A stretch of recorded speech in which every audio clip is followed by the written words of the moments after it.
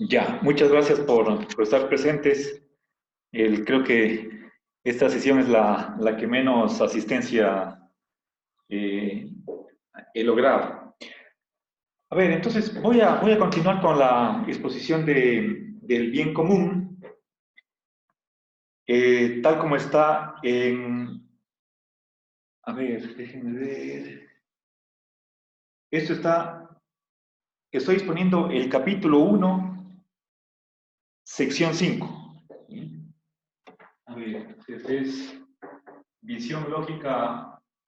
A ver, el tema es el bien común.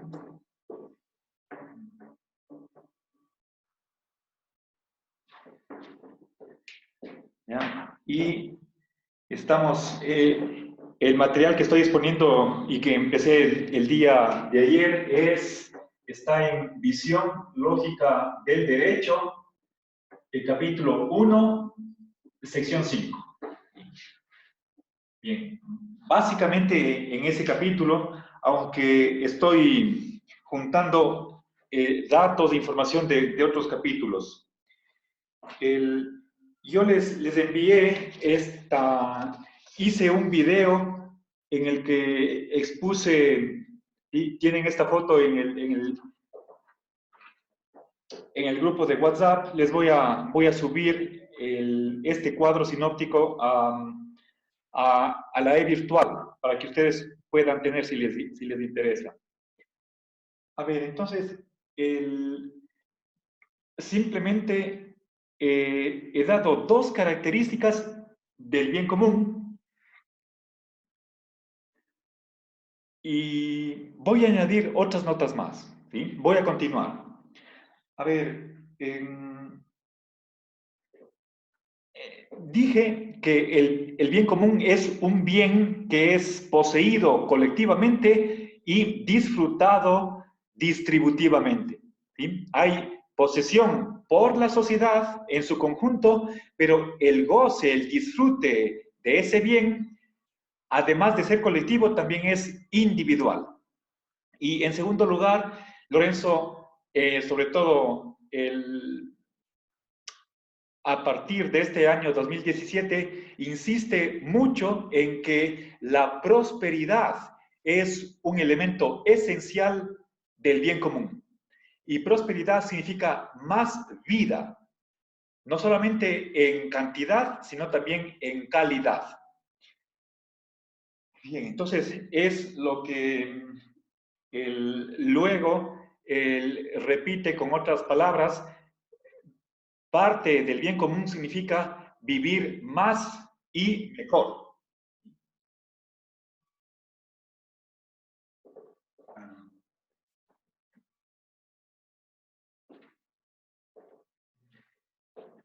A ver.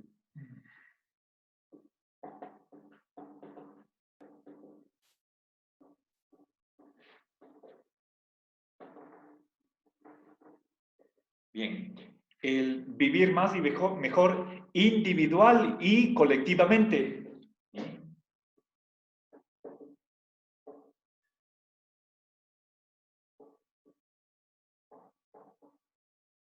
Bien, entonces lo segundo es importante, esto de acá, colectivamente, porque Lorenzo es opuesto a toda ideología individualista que está, por ejemplo, en el liberalismo clásico de un Hobbes o Locke, o incluso está presente en alguien que jamás sospecharíamos, como es el propio Marx. Entonces, frente a ese individualismo, hay que insistir en que el bien común, el bienestar, no es tanto particular, sino más bien de la colectividad, el bienestar de la sociedad en su conjunto. Bien, entonces, eso expuse el día de ayer. Voy a añadir una siguiente nota, que es que el bien común es el fin de la sociedad. Explico esto. Cuando hablo de fin, me estoy refiriendo al objetivo, el famoso para qué de la sociedad. ¿Sí? ¿Cuál es la meta, el propósito de que vivamos juntos? Hay otras especies animales que por naturaleza viven solitariamente, pero la especie humana es una especie social por naturaleza. Entonces, podemos preguntarnos por qué la madre naturaleza ha dado a la especie humana esta vida en común. Es fácil la respuesta, dada nuestra anatomía, nuestra fisiología, nos damos cuenta que somos seres deficientes y que para alcanzar todo nuestro potencial, para desarrollar todas nuestras virtualidades, dependemos de una comunidad en la que nacemos. Entonces, es por esa naturaleza hasta cierto punto deficiente, dependiente, que necesitamos de los demás. Eso no es algo que nosotros elegimos. ¿Ya? Llegamos al mundo en el seno de una familia, venimos al mundo en una ciudad, en un país, y eso nos va a acompañar hasta la tumba. Entonces, esa idea o ese mito que tenían los liberales clásicos, como Rousseau, los teóricos del contrato social, de que el hombre primero vivía aisladamente y luego, por hacerse la vida casi imposible en ese estado de naturaleza, el hombre resolvió crear la sociedad como un producto de una necesidad. Pero eso no es así. No es que nosotros hayamos establecido la sociedad. ¿Sí? Nosotros como una especie animal simplemente heredamos ese modo de vida que tienen muchísimas otras especies animales. Entonces, la sociedad no es resultado de una elección, de una deliberación o de un convenio, de un famoso pacto social. Eso es un mito. Tal vez en otra ocasión tengamos oportunidad de profundizar en este tema. Un artículo de Lorenzo, mejor dicho, es un capítulo de Estudios Republicanos del año 2009. Critica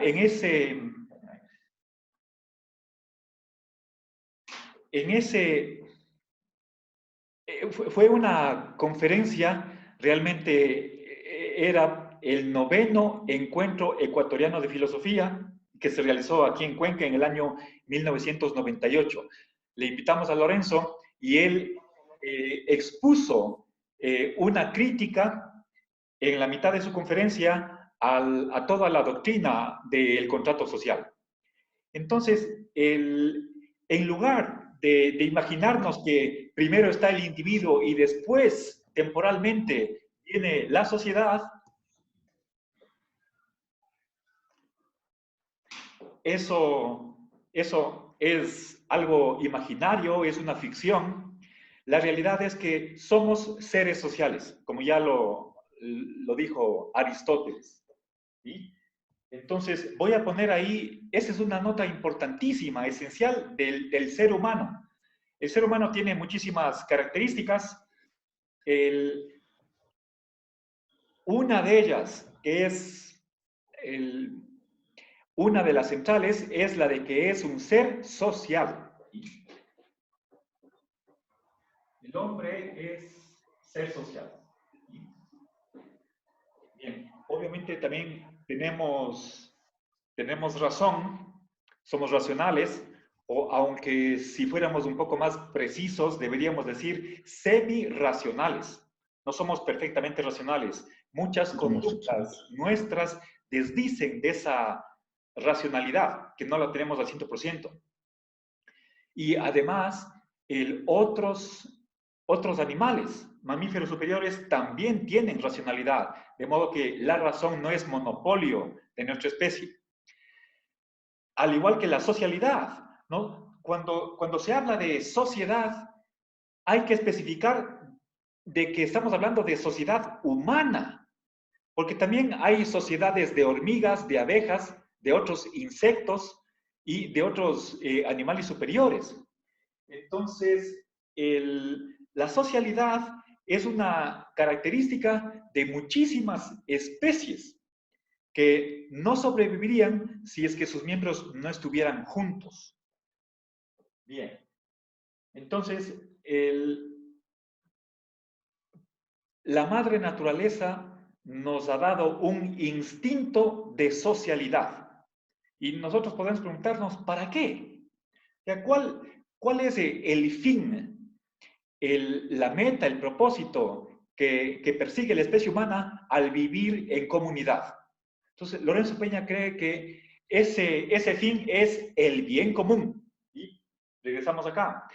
E incluso él cree que la base biológica, es decir, antes me referí a la anatomía y fisiología, que nosotros por ser un tipo especial de animal necesitamos alimentación, vivienda, salud, trabajo, educación, etc. Esas son necesidades que tenemos porque somos seres materiales, tenemos un cuerpo. Si es que fuéramos espíritus como los ángeles, si es que los hay, entonces no tendríamos necesidad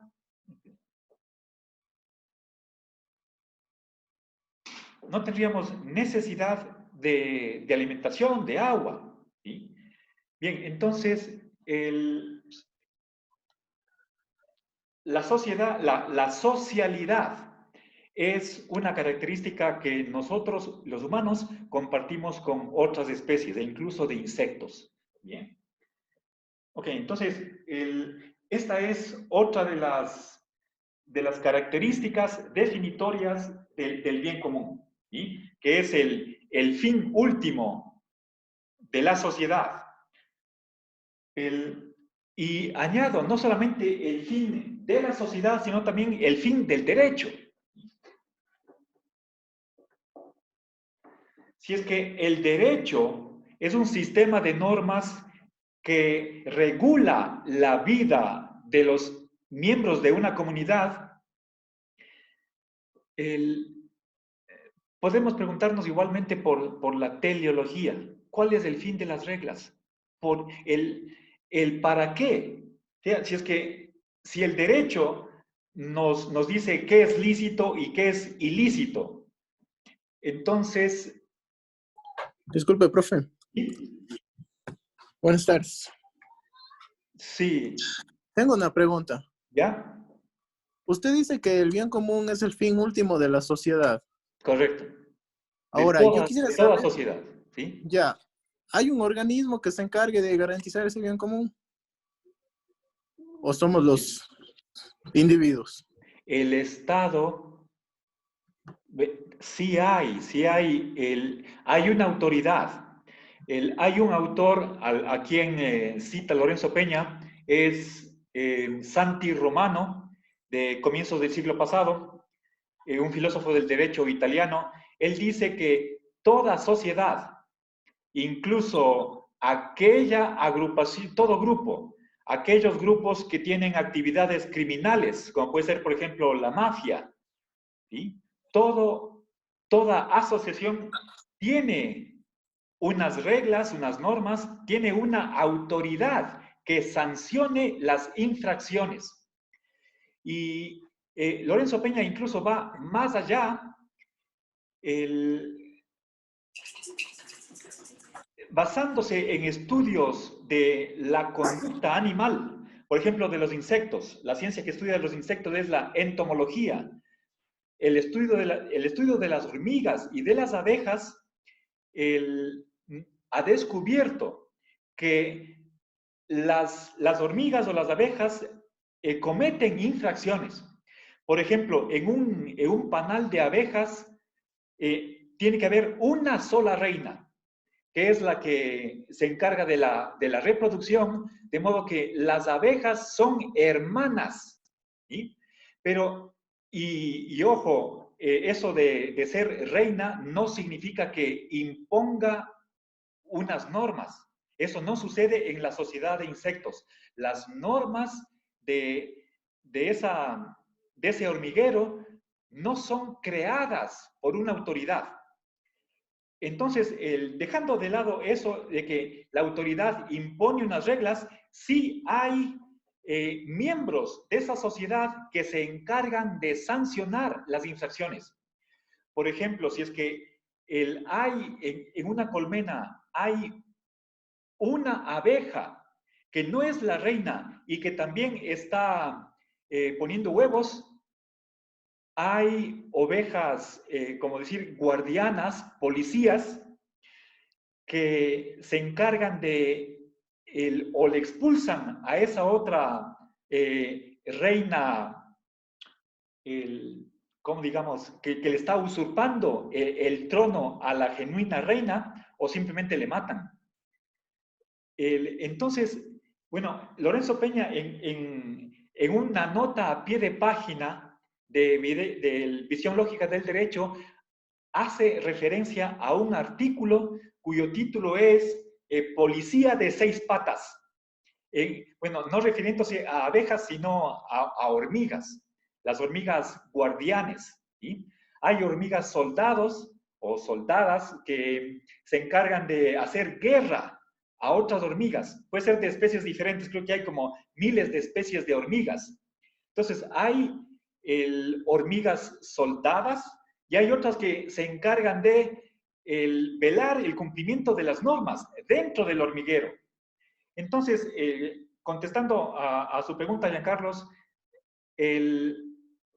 Sí, profe. hay una autoridad que se encarga de garantizar el bien común, pero, o sea que, mejor dicho, tiene la función, el deber, la tarea de asegurar el bien común. Pero no podemos decir que sea que hay un ajuste perfecto entre su función y lo que debería ser. ¿Sí? En otra ocasión estaba hablando de que una cosa es la esencia del derecho, otra cosa es la existencia. ¿Sí? A ver.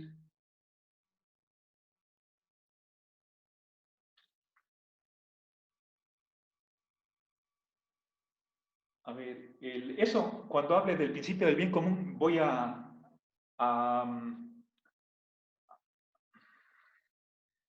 voy a profundizar en ese punto, pero por de pronto sí quisiera decir que entonces es la autoridad, si quieren, los organismos del Estado los que tienen que garantizar que todos gocen de ese bien común. Porque si es que si es que la autoridad no cumpliera esa su función, entonces la sociedad está en camino de la autodestrucción. Obviamente nos puede faltar mucho para que haya un ajuste bastante satisfactorio entre lo que hace el Estado y lo que debería ser, entre el derecho tal como es y el derecho natural. Pero estamos en un camino que progresa hacia un acercamiento cada vez mayor entre el derecho positivo, que puede estar degenerado, impuro, y esa meta asintótica. Caminamos hacia allá, nos acercamos hacia allá, y que la meta es el derecho natural, que el Estado realmente garantice el bien común, la satisfacción del bien común. Recuerden que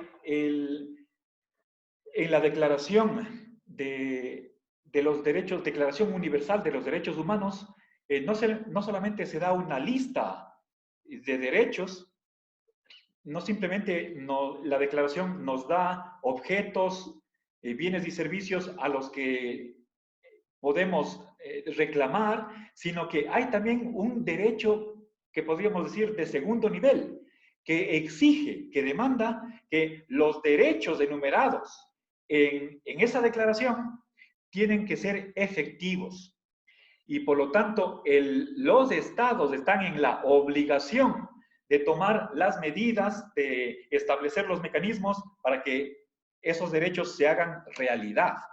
si no estoy mal, ese es el artículo número 29, es el penúltimo de la declaración. Entonces se mencionan los principios, los derechos civiles y políticos, luego los sociales y económicos, y al último se dice los derechos, el ser humano tiene un derecho a que los derechos se hagan efectivos. Entonces, hay obligación de parte del Estado de velar porque el bien común sea accesible a todos, esté distribuido en todos, en la totalidad de la población, ¿sí? Pero lo que no puede suceder es que el bien común quede meramente sobre el papel y la realidad sea totalmente diferente. Si es que eso sucede, entonces la sociedad está en un proceso de desintegración, como puede ser, por ejemplo, lo que sucedió con el nacionalsocialismo en tiempos de Hitler. Ya veremos en otro punto de este seminario lo que pasó ahí. Bueno, espero que con esto quede respondida su respuesta, Giancarlos. Sí, profe, muchísimas gracias. Ya, un gusto. A ver, entonces, bien, avancemos. Ahora, el bien común, además, es el valor y el principio supremo del derecho. Valor y principio supremo. A ver, sabemos que el derecho contiene valores, no porque lo haya decidido el legislador, quiéralo o no, el derecho tiene valores. Puede ser, la libertad, la vida, el conocimiento, la igualdad, etcétera, además de la seguridad. Y esos valores no tienen el mismo peso. Hay una jerarquía de valores, unos que están por encima de otros. ¿Y qué es lo que está ocupando el primer lugar?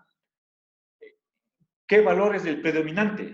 Para Lorenzo Peña hay uno solo. Eso es monismo, el bien común.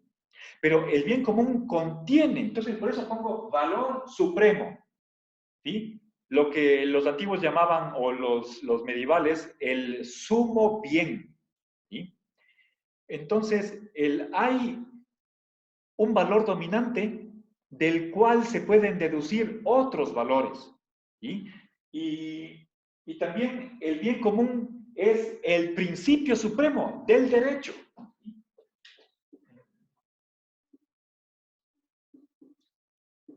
¿Sí? Bien, ahora, no sé si en esta clase alcance a hablarles sobre el principio del bien común. Este rato estoy hablando simplemente del bien común en general. Otra cosa es el principio del bien común. Entonces, veamos, como valor, más bien, como valor supremo, podemos también pensar que el bien común es un supervalor. ¿Sí? Es un valor que abarca a otros valores.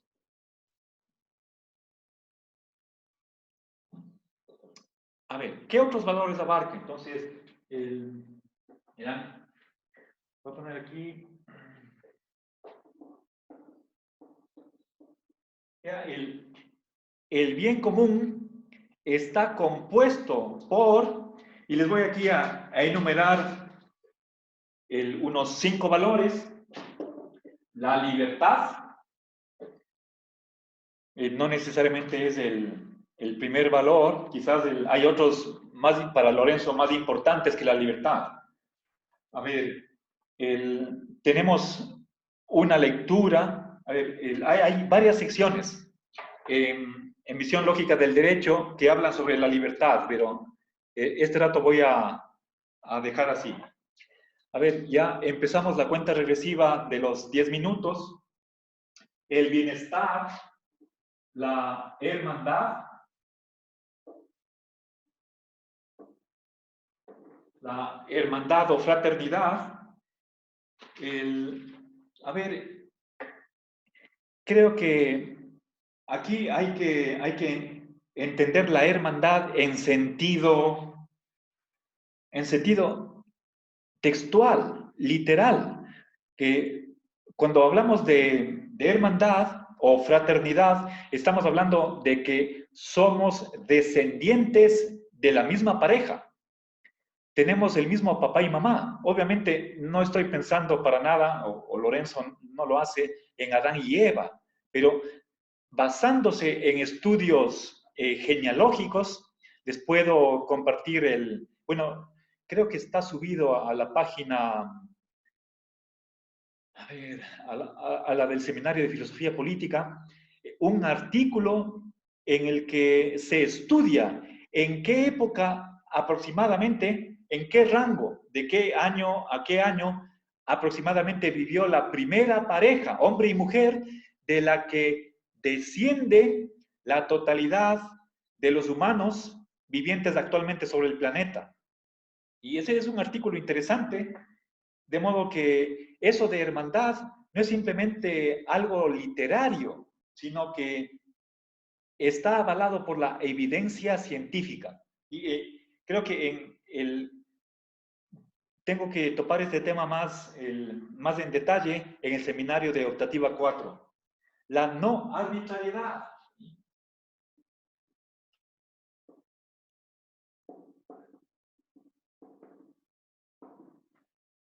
Y finalmente la seguridad.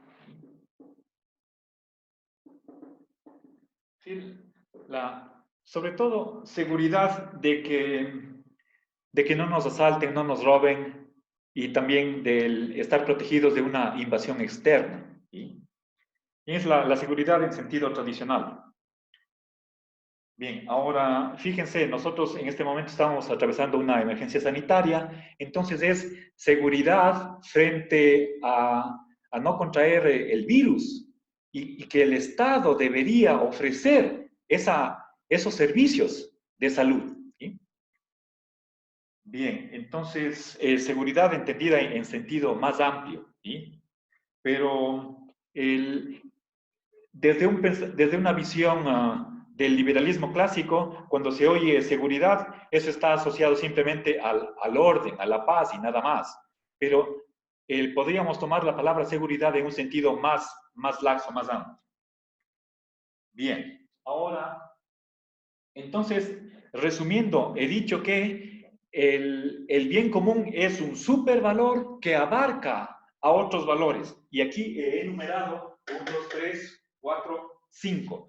La no arbitrariedad significa que las decisiones que adoptan los servidores públicos, empezando por la función ejecutiva, los legisladores, los jueces, tienen que estar motivadas, tienen que estar justificadas, hay que dar una razón, un porqué se adopta una determinada política. Y ese porqué tiene que ver con la función, con el para qué, ¿sí? Con el fin de las leyes, del gobierno, del Estado, de la sociedad. Bien, ahora, otra cosa más, otro contenido que forma parte del bien común. Aparte de los valores, el bien común está integrado por derechos.